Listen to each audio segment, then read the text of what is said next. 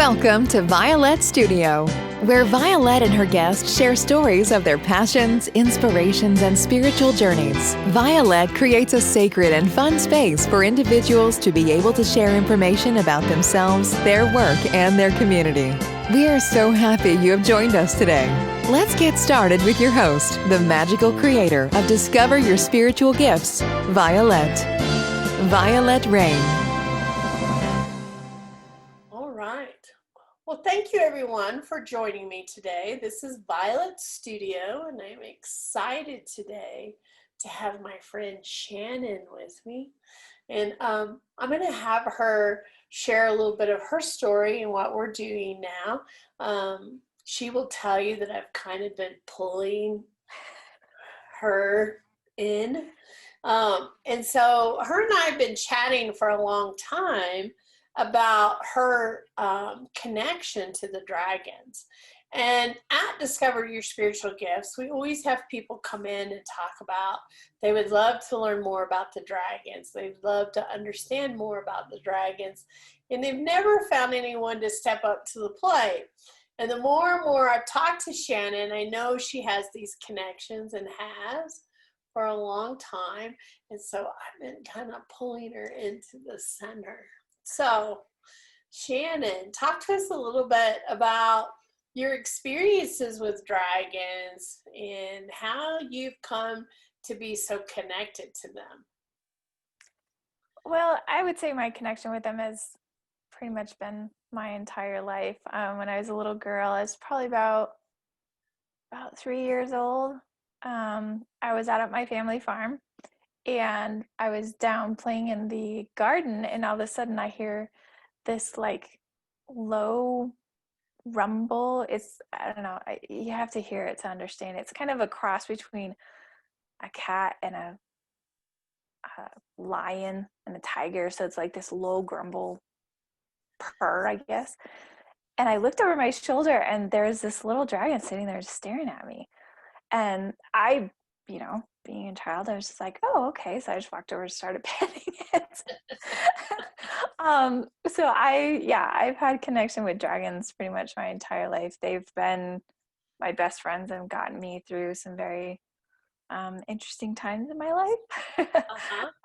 So it's been great. It's been an interesting journey with them. The way they communicate, the way they show you things is awesome, and each one is completely different. So I really enjoy the energy that they can give to you. Well, a lot of people that have never experienced dragons or met dragons or even connected with that energy, how can dragons support us? I mean, what do they bring to your life? What have you found with your connection with dragons that has really helped you? I would say for me, a lot of it too is just protection, guidance. A lot of times when people think of dragons, they think, unfortunately, like Hollywood has kind of demonized them. But for me, they can, when they wrap their wings around you or just their auras around you, it can be a cocooning sense. For me, it's calming, and it gives you a sense of stability and protection. I also get direct messages from them as well, but some people just get a sense of warmth, like a warm blanket holding them and cocooning them. Some people will feel their breath, so a warm sensation on their necks, or kind of will like make your hair stand up a little bit. Having different connection with them is it depends on the type that's coming in, but it's great. It just depends on what you're looking for. I tell people the same thing. It's almost like they bring their head right here or right here, and you can feel the breath here. So people are like, something really big is breathing here, and it's like, oh, it's your dragon trying to connect with you, trying to come close with you. I love working with the dragons, and to me, they've always been very protective. I like to utilize the dragons to clear my space, to keep it protected and safe. I found that they're really powerful in doing that for me. So I've also gotten a sense that dragons are healers. Do you find that they're healers in your experience? Yeah. And again, they're different. So a lot of the healing that I modalities that I do when I use my dragons are elementals. So the the earth dragons will be very grounding and help people to kind of ground and stabilize themselves. Fire dragons obviously they can use the heat and that type of energy to hone in and be very specific on what they're healing. They're very good at direct healing. Like, say, for example, you have a headache and it happens to be one in a very specific spot. They're very good at getting into that actual, like, direct point. So to me, they're for me, it's innate. It's the healing energy that they bring is direct and very, very strong. They're very protective as well, and they are good at setting space and then just holding that space. They're very good at holding boundaries. So if anybody needs any help with boundaries, dragons are very good at that. I love that. I love that. So what's the difference between a baby dragon or a young dragon and an older dragon? Is there different energy? Do you find different experiences with them depending on how old they are? I do, yeah. It's not uncommon that you can get some younger dragons that have the wisdom that some of the older dragons do. But it's usually ones that have tapped in or that are able to tap into a specific line, or they're a specific, I don't know how to say it, like ideology, I guess, of the dragon itself that can, that can transcend that. But yeah, baby dragons or little dragons will have, they almost kind of remind me of fairies. They're very playful, they're very curious, they're very mischievous. They can do some things and get themselves in trouble.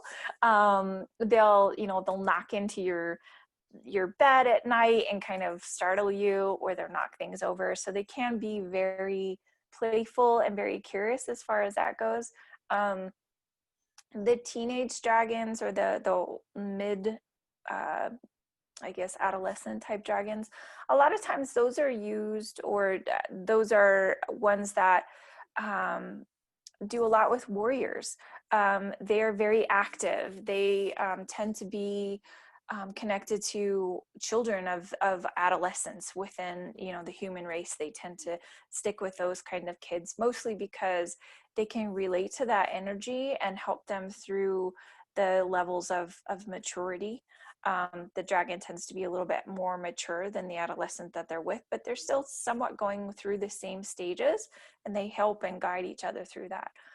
The older dragons definitely have the breath of wisdom that is incomprehensible. I mean, to me, they're the record keepers. They're the wisdom holders. They're the ones that have the breadth of knowledge that is far beyond what the human brain can wrap itself around.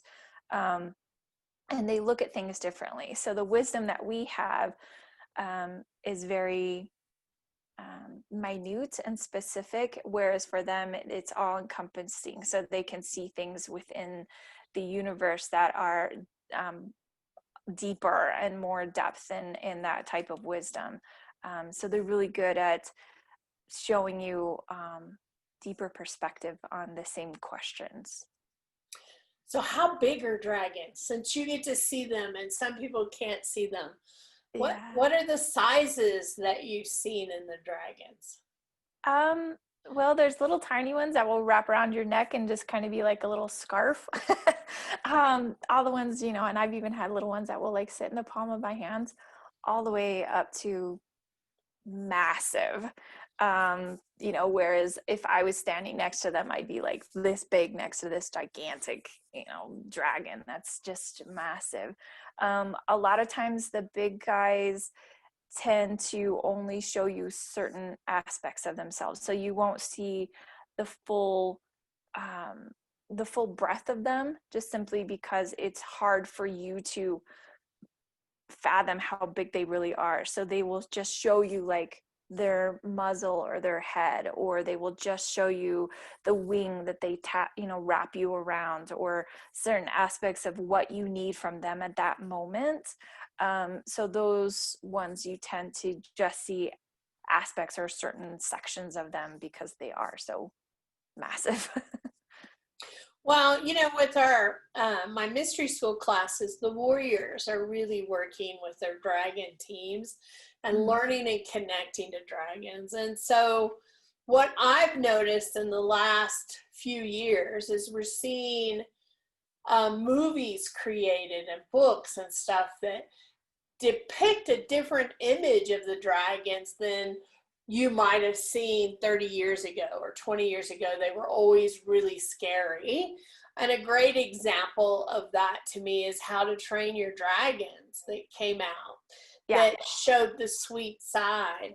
Do you think that's purposeful, that these things are showing up now in our out there in entertainment for people to kind of connect and see? Do you think there's some wisdom in these movies and entertainment showing dragons on a softer side for us to be able to connect with?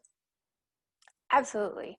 And honestly, I am so happy, and it warms my heart to watch those type of movies, because for me, it always upsetted me when I saw a dragon as depicted as this evil thing that's going to come and like destroy all these cities. And I mean, yes, they're capable of doing that, but you know what? So are humans. And so it's just, for me, for them to show that there actually is another side of that, I think is huge. And absolutely, I think at this time, it's very significant that that image is coming through. It's coming through stronger, that they're showing that dragons are family oriented. They are huge with their connection within themselves, within their family units, but also within their tribes. They do have their own sense of tribe, and they do go outside of that. So they encompass all dragons. They don't separate as far as that goes, but they do have connections as far as like a family unit and a tribal unit within the types that they are. And I think that's huge in this day and age with the things that we're going through and the DNA downloads that we're getting at this time, and the information that's coming through with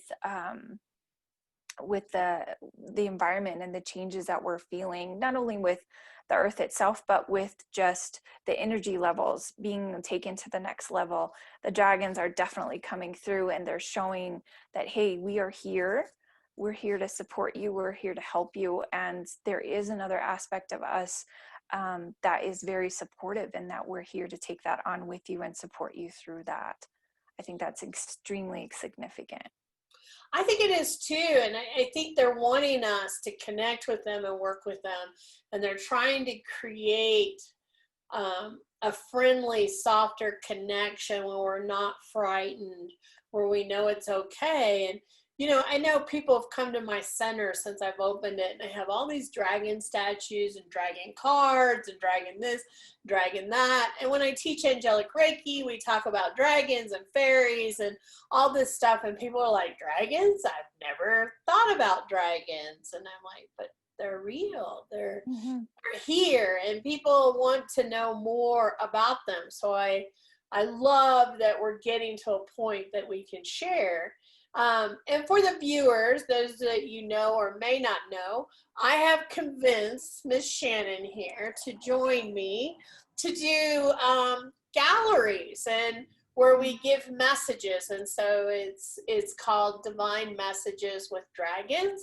And so her and I are teaming up once a month to offer these programs where people can come in and receive a message from her and a message from me. And it is around people's dragons and information from the dragons that will help. And we've scheduled some pilot programs. We've had our first one, and we had a full house. there.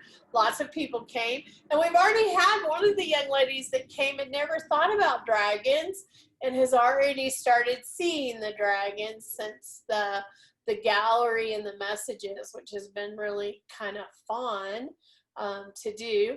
And Miss Shannon brought twin dragons that night to give. Talk to us a little bit about the twins. So the twins they were so excited. It was so cute to have this conversation with them. But they were very excited about coming. They wanted to make sure that people, like you said, that they're realizing that there is a side to them that is not scary, and they wanted that to be known. The twins, Opal and Opal, sounds like apple, but it's not, it's Opal. They are black and white twins, male and female, and they play off of each other. They're younger, so they're not babies, but they're not quite adolescents yet. So I'm not sure how to, maybe like 12-ish, tweens, I guess that's a technical term. But they are very playful, they're very curious, but at the same time, they do have a breadth of knowledge about them. They know how to help people through a time where they're nervous and they're scared about, how do I take on to this aspect? How do I see my dragons? How do I relate to my dragons? And I would say that Opal and Opal are very gentle with that. They will find out what the person identifies with. So for example, there was a woman that was in our class, and she has grandchildren, so she's very playful, and she has a lot of stuff that will, manipulate things in her house. And so Opal and Opal knew that that was a way for them to come in to connect with her, and that would be something that would be easy and acceptable for her. It wouldn't scare her. Someone else may need them to bring them a flower, or to just slowly show up. And that's what happened to the other lady, where she just saw Opal on the shoulder of a friend of hers. And so they will slowly come to people, but based on what they need to see. So it's not scary or not confrontational, and they're very good about that. So they are young, but they know how to relate. I love that. And we were able to give messages to everyone that night about their dragons, or what their dragons wanted them to know, or what they wanted them to focus on, or what's happening, or how to utilize their dragons more. It was a pretty awesome little gallery. We have one more pilot that's coming, but in January, our classes launch. So they're already out there. You can go out, register and sign up at the center or on Eventbrite, our Divine Messages with Dragons. So Shannon and I will be heading those once a month and having those at the center. And I'm also excited because in April of 2021, Shannon's going to start a series of classes on dragons, so that people can come and learn more about the dragons and find out more about the dragons. What can you share with us about those classes? Have you started thinking about, because I know there were so many ideas that you were bouncing around. Yeah. And the people that I talk to, they're like, oh, I want to, everybody has a different aspect of the dragons that they would love to connect with. So I think the first one I'm going to start with is an overall picture and an introduction, I guess, if you can introduce your dragons, of just some high level of the different types that we have, not only cultural types of dragons, but also the elementals and things like that. Off of that, I'm going to dive deeper and get into the more specifics of each individual one. So it will kind of add on to it, but it's not something that you have to take in order either. So it'll be nice to take that. Also, I'm kind of kicking around the idea of doing a guided meditation and things like that each individual dragon would like to do. I have another dragon that's coming through, but he's very methodical. So he likes to just kind of guide people through messages. So I think that might be something too that we develop in the future. I love that. I love that. And I know they're all getting excited about you sharing their information, letting people connect with them. You also have a sweet baby in your lap that I've seen move every once in a while. She has a little kitty that's staying under the blanket, warming up. Yeah, are you gonna pick up your head? No, maybe. This is Chauncey. She's definitely my familiar. She's 16 and she's not even 5 pounds. So she's teeny tiny. So yes, she's always on me. When I'm at home, she's always on me. And Shannon stays cold, so she's always wrapped in a blanket when you see her, or long sleeves, because she's always a little chilly. And so if you've seen the kitty move around, which I've seen Chauncey move a couple times today, you'll know that it's the kitty that's there. Yeah. Some other news that we have about Miss Shannon is Shannon's renting a practitioner room at the center and is going to be offering individual sessions. And what do you think those are going to look like for you? So I'm going to schedule, I can do 30 minutes or an hour, depending on what people's time frames look like. An hour is probably best just because the dragons like to continue to talk. But yeah, I mean, just scheduling time with them, giving them readings based on the dragon that comes through. Maybe the dragon that is specifically with that person at that time or has been with that person for a while, or maybe one that just has a very specific message for them at that moment. There may be times where you're going through something very specific or had a transition in life, and the dragon may have a specific message for you at that time. I can also kind of weave that into some other modalities that I'm working on as well. But yeah, just the additional readings, or even compounding and adding on to the ones that we get from the galleries too. That could be something that I can add on to as well. Well, I'm just excited. I'm so excited. I can't wait to see your classes. I can't wait to see what you start to offer people. I know people are already getting excited about what they've already seen with our one gallery of getting to connect and do things with you. So I'm really excited about all of that. For those of you listening, you can always check out the profile pages on the website. Shannon will have her own profile page, along with, if you go under classes, you'll find our divine messages, and soon Shannon's dragon classes that we'll be offering out there. So you'll be able to see a description and information for those. Thank you so much, Shannon, for taking the time today to chat with me and share some of your wisdom about the dragons. I'm so excited to see where this goes for you and the center. Yeah, me too. And I'm so happy to be a part of it. And yes, Vialet was pulling. So yes, you can't tell Vialet now when she finally starts working on it. You're just like, yeah, okay, let's go. My team will tell you that. They will tell you that, these guys start talking about, oh, I'm thinking of this idea, or I'm thinking about that idea, or what do you think about this? And they keep pondering for months. And eventually I go, okay, we're done pondering. Here's the date book. You start here. And you start here, and I'll see you here.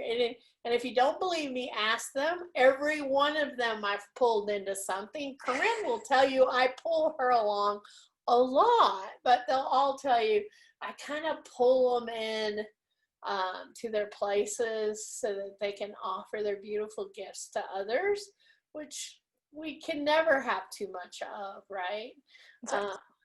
That's right. So thank you so much for watching today, those of you out there watching our video. We look forward to seeing you very soon at Discover Your Spiritual Gifts. Thank you for joining us. To find out more about Vialet and how she can help you discover your spiritual gifts, head over to discoveryourspiritualgifts.com and on YouTube at Discover Your Spiritual Gifts. You can also send a personal message to Vialet through email, violet@discoveryourspiritualgifts.com. Until next time, remember, we are meant to have abundant and joyful lives. We hope to see you really soon at Discover Your Spiritual Gifts. Discover connection, awaken sacredness, become empowered. Come experience a difference at Discover Your Spiritual Gifts.